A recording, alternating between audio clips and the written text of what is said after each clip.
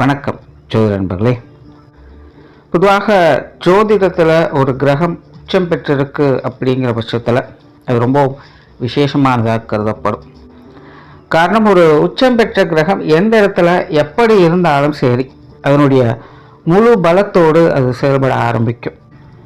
அதுலேயும் குரு மாதிரியாக ஒரு சுப கிரகம் உச்சம் பெறுது அப்படிங்கிற ஒரு நிலையானது ரொம்பவுமே விசேஷமான அமைப்பு பெற்றது.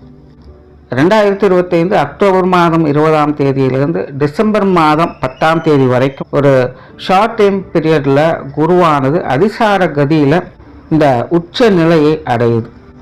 ஸோ இந்த அமைப்பானது எல்லா ராசிகள்லையுமே ஒரு மாற்றத்தையும் ஒரு தாக்கத்தையும் அது ஏற்படுத்தும். அதில் சில குறிப்பிட்ட ராசிகளுக்கு நல்ல மாற்றங்களை கூட ஏற்படுத்தி கொடுக்குது.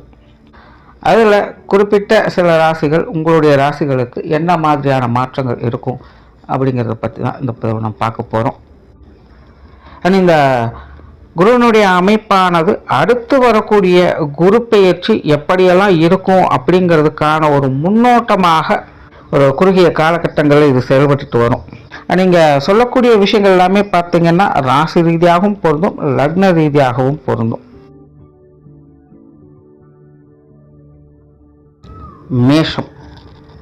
மேஷத்தை பொறுத்த வரைக்கும் குருவானது அதிசார கதியில் ராசிக்கு 4ஆம் இடத்திலிருந்து செயல்பட்டு வரும். ஜென்ரலாகவே 4ஆம் இடம் அப்படிங்கிறது குருவுக்கு ரொம்பவுமே சிறப்பு வாய்ந்த ஒரு இடமாக கருதப்படுது. ஸோ உண்மையிலேயே மேஷ ராசிக்காரங்களுக்கு எல்லாத்துக்கும் இது ரொம்பவுமே அற்புதமான காலகட்டம் அப்படின்னு சொல்லலாம். மேஷம் அப்படிங்கிறது 7 சனியோட ஆரம்பத்தில் இருக்குது.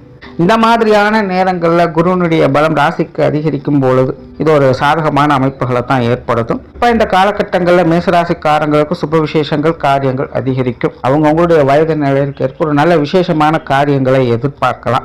குறிப்பாக இந்த அமைப்பானது மேசராசிக்காரங்களுக்கு வாழ்க்கையில் ஒரு அமைதி பெறக்கூடிய நிலையும் சுகம் பெறக்கூடிய நிலைகளையும் செயல்பட்டு வரும். பொருளாதார ரீதியாகவும் ஒரு நல்ல அமைப்பை ஏற்படுத்தும். குறிப்பாக இந்த சொத்து சுகங்கள் வகையில் ஒரு நல்ல மாற்றங்களையும் ஆதாயங்களையும் ஏற்படுத்தி கொடுக்கும். வீடு வாகன சுகங்கள் அப்படிங்கிறது மேசராசிக்காரர்களுக்கு நல்லபடியாக அமையுது. பொதுவாக இந்த 7 சனி ஆரம்பிச்சது அப்படின்னா நிறைய பேருடைய கவனமானது இடம் வாங்கலாமா, வீடு கட்டலாமா, இல்லை ஏற்கனவே இருக்கக்கூடிய சொத்து பத்துகளை கொடுத்துக்கிட்டு வேறு ஏதாவது ஒரு மாற்றி அமைக்கலாமா அப்படிங்கிற சிந்தனைகளுக்குள்ளே மூழ்கும். அந்த மாதிரியான விஷயங்கள்லாம் ஒரு நல்ல முறையில் கை கூடுவதற்கான ஒரு அமைப்பாக இந்த காலகட்டமானது அமையுது. உடல்நலம் சார்ந்த விஷயங்களும் நல்ல முன்னேற்றங்கள் ஏற்படுத்தலாம். குழந்தைகள் சம்பந்தப்பட்ட விஷயங்கள் ஒரு சாதகமான அமைப்புகள் இருக்கும். குழந்தைகளோட வாழ்க்கை நிலையில் முன்னேற்றங்களை பார்க்கலாம். கல்வி விருத்தி சம்பந்தப்பட்ட விஷயங்கள் ஒரு சிறப்பான அமைப்புகள் ஏற்படுது. வெளியூர் மற்றும் வெளிநாடு சம்பந்தப்பட்ட விஷயங்கள் நல்ல அனுகூலங்களை எதிர்பார்க்கலாம். சமுதாயங்களில் உங்களுடைய மதிப்பு மரியாதை அந்தஸ்து போன்ற விஷயங்கள் உயர்வதை பார்க்கலாம். அதே போல தொடர்ந்து தடைபட்டு வரக்கூடிய காரியங்கள் தடையில்லாமல் செயல்படுவதை இந்த காலகட்டங்களில் பார்க்கலாம்.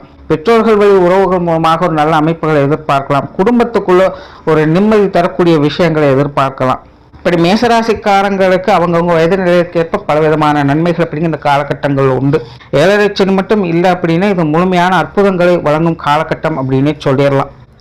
பட் மேசராசிக்கு 7 சனியும் செயல்பட்டு இருக்கிறதுனால இது 7 சனி இருந்தாலும் கூட உங்களுக்கு சாதகமான நற்பலன்களை வழங்கக்கூடிய ஒரு காலகட்டமாக அமைஞ்சு வருது. ஸோ இது மேசராசிக்காரங்களுக்கு உண்மையில ஒரு சுமூகமான மாற்றங்களை கொடுக்கக்கூடிய அமைப்பாக பார்க்கலாம்.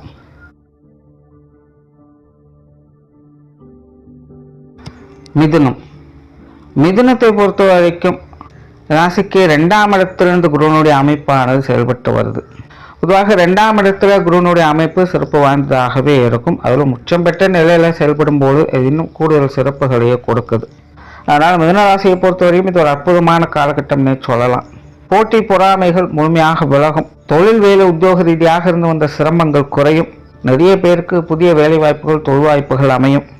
ஜென்ம குருவால் மனமானது ஒரு பற்றற்ற நிலைக்கு போக ஆரம்பிச்சிருக்கும். நம்மளை விட்டு எல்லாமே போகிற மாதிரியும் நம்ம தனிமையாக்குற மாதிரியும் ஒரு ஃபீலிங்கை கொடுத்துட்டு இருக்கும். ஸோ அந்த மாதிரியான மன ரீதியான சங்கடங்கள்லாம் இந்த காலகட்டங்களில் முழுமையாக விலகும். கொஞ்சம் ரிலாக்ஸாக இருக்கலாம். மனசில் ஒரு தெளிவான சிந்தனைகள், அடுத்தடுத்த கட்டத்திற்கான உத்திகளை பயன்படுத்தக்கூடிய ஒரு காலகட்டமாக அமையும்.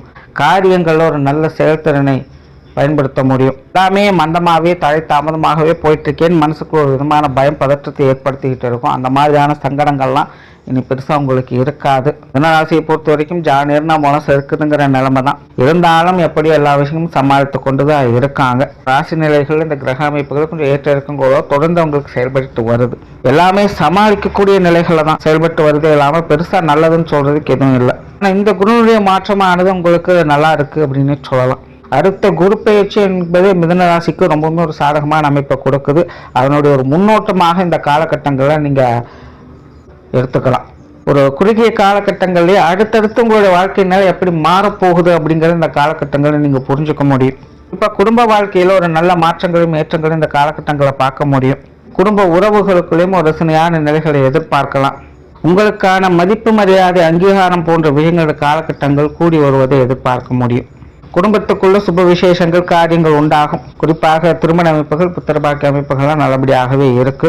மீனராசியை பொறுத்த வரைக்கும் இந்த அமைப்பானது ஒரு முழுமையான நற்பலன்களை கொடுக்கக்கூடிய ஒரு காலகட்டமாகவே அமையுது.